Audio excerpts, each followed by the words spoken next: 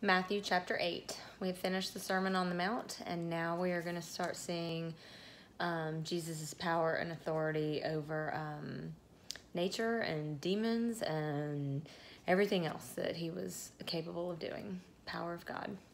So here we go, Matthew chapter 8. When Jesus came down from the mountain, large crowds followed him.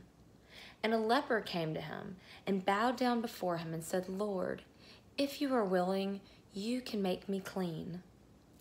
Jesus stretched out his hand and touched him, saying, "I am willing, be cleansed." And immediately his leprosy was cleansed. And Jesus said to him, "See that you tell no one, but go show yourself to the priest and present the offering that Moses commanded as a testimony to them."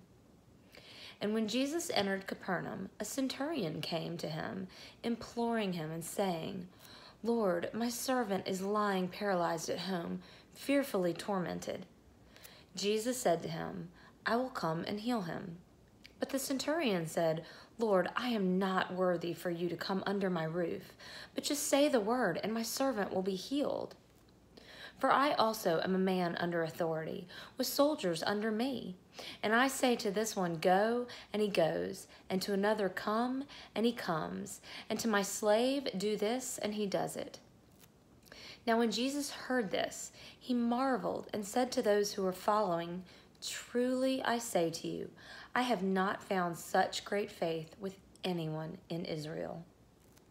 I say to you that many will come from east and west and recline at the table of Abraham, Isaac, and Jacob in the kingdom of heaven. But the sons of the kingdom will be cast out into the outer darkness. In that place there will be weeping and gnashing of teeth." And Jesus said to the centurion, "Go, it shall be done for you as you have believed." And the servant was healed from that very moment. When Jesus came to Peter's home, he saw that his mother-in-law was lying sick in bed with a fever. He touched her hand, and the fever left her, and she got up and waited on him.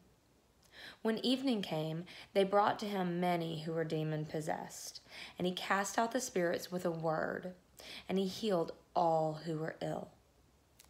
This was to fulfill what was spoken through Isaiah the prophet. He himself took our infirmities and carried away our diseases. Now, when Jesus saw a crowd around him, he gave orders to depart to the other side of the sea. Then a scribe came and said to him, "Teacher, I will follow you wherever you go." Jesus said to him, "The foxes have holes, and the birds of the air have nests, but the Son of Man has nowhere to lay his head." Another of the disciples said to him, "Lord, permit me first to go and bury my father."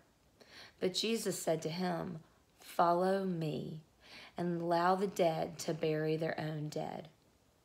When he got into the boat, his disciples followed him. And behold, there arose a great storm on the sea, so that the boat was being covered with waves, but Jesus himself was asleep. And they came to him and woke him, saying, "Save us, Lord, we're perishing." He said to them, "Why are you afraid, you men of little faith?" Then he got up and rebuked the winds and the sea, and it became perfectly calm. They were amazed and said, "What kind of man is this, that even the winds and sea obey him?" When he came to the other side of the country, when he came into the other side, into the country of Gadarenes, two men who were demon-possessed met him as they were coming out of the tombs. They were so extremely violent that no one could pass them. And they cried out, saying, "What business do we have with each other, Son of God? Have you come here to torment us before the time?" Now there was a herd of many swine feeding at a distance from them. The demons began to entreat him, saying, "If you are going to cast us out, send us into the herd of swine." And he said to them, "Go."